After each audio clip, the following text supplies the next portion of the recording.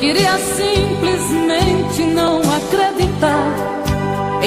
1990, Roberta Miranda lançou um dos álbuns que mais vendeu na música sertaneja, que foi esse aí, ó, de 1990. Você sabia disso? Olha aí, a canção Marcas.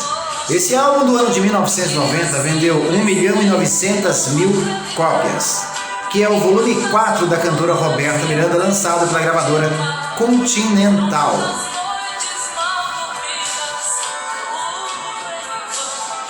Com canções de destaque que fez a Roberta Miranda cada vez mais firmar-se no cenário da música sertaneja brasileira, até então como uma das rainhas da música sertaneja,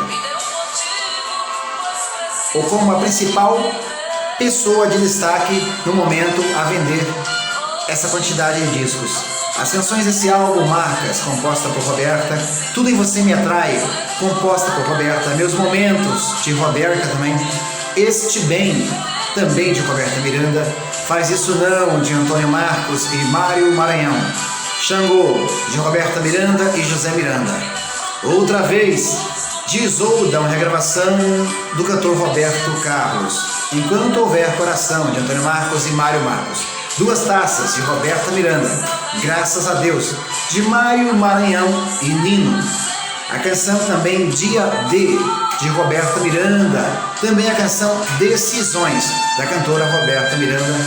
Esse, portanto, foi aí o álbum de 1990. E por aqui sempre os grandes sucessos da música sertaneja. Estamos conectados.